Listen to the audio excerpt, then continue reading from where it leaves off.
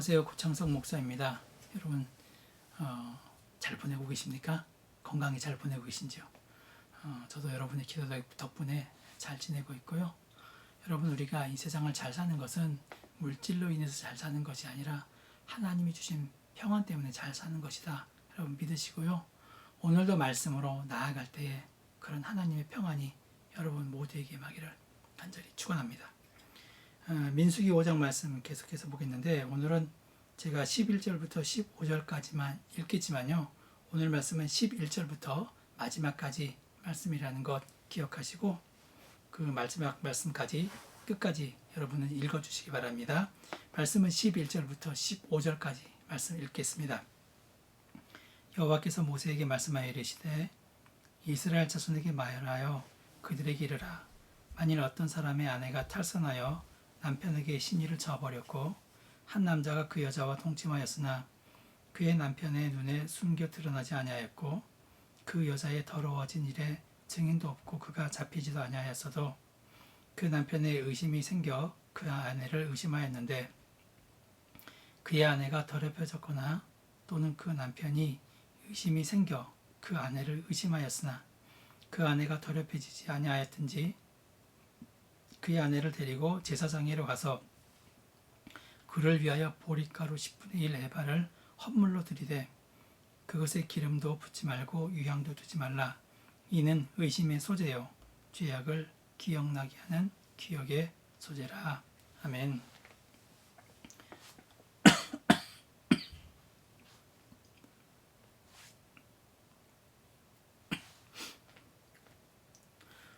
오늘 말씀은 약자를 보호하시는 하나님에 관한 말씀입니다. 공동체를 잘 유지하기 위한 요소 중에 하나는요, 약자를 보호하는 일입니다. 아무리 세상에 약육강식의 논리가 있고 또 그 논리가 판을 친다고 해도요, 약자는 보호해야 합니다. 왜냐하면 그들도 하나님께서 주신 생명이고 그들의 모습 속에 하나님의 형상이 들어있기 때문입니다. 그리고 특히나 신앙인은요, 약자를 보호하는 데 관심을 기울여야 합니다. 왜냐하면 하나님께서 그렇게 하셨기 때문입니다. 하나님은 늘 약자에 대한 관심을 가지셨습니다. 성경 말씀 좀 볼게요.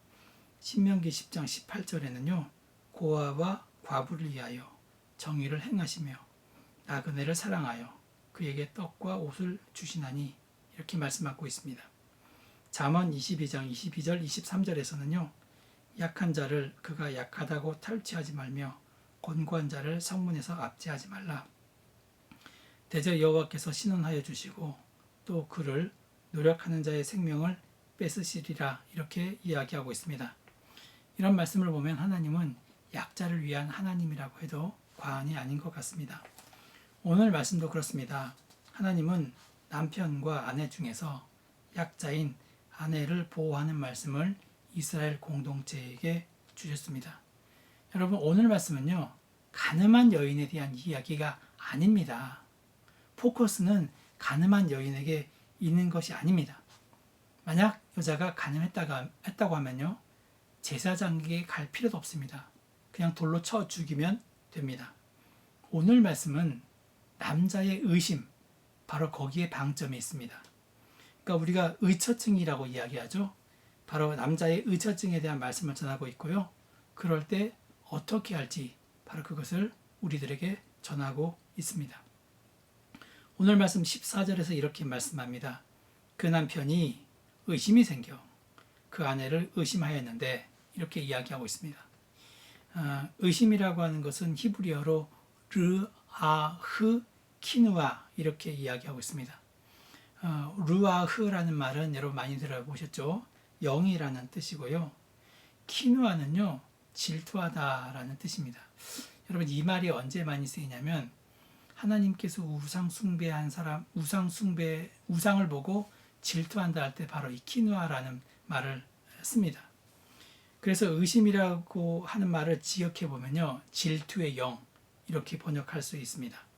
남자가 질투의 영에 사로잡혔다는 뜻입니다. 남편이 아내를 향해서 질투의 영으로 똘똘 뭉쳐 있다면요, 더 이상 정상적인 생활을 할 수가 없습니다. 문제는 그 당시 사회가 여자를 남자의 재산 중에 하나로 여겨지던 때라는 점입니다. 남자는 마음먹은 대로요. 좀 이런 표현이 어떨지 모르겠지만 여자를 처분할 수 있었습니다. 확실하게 여자는 남자에게 있어서 약자가 되던 때였습니다. 그러면 이럴 때 여자에게 아무런 죄가 없다는 것을 어떻게 밝혀야 할까요? 오늘 말씀은 이런 공동체의 어려움을 극복시키는 말씀입니다. 남자가 보기에, 여러분 남자가 보기에입니다. 그 부인이 불륜을 저지른 것 같습니다. 하지만 아내가 불륜을 저질렀다는 심증은 있지, 의심은 가지만 물증이 없는 경우가 있습니다. 이것을 여러분 의심의 법이라고 이야기를 하는데요. 이 의심과 질투가 가정과 사회를 파괴시키는 것을 종종 볼 수 있고요. 하나님은 바로 이것을 방지하기 위해서 오늘 말씀을 우리들에게 전하고 있다는 것입니다. 그 절차를 살펴보면요. 남편은 아내를 데리고 제사장에게 갑니다. 그리고 의심의 소재를 드립니다. 다음으로 제사장은 그 여인을 여호와 앞에 세웁니다. 토기에 거룩한 물을 담고요. 성막 바닥에 티끌을 취하여 물에 넣고 의심의 소재물을 그의 손에 두고 제사장은 저주가 되게 할 쓴 물을 자기 손에 들고 여인에게 맹세하게 합니다.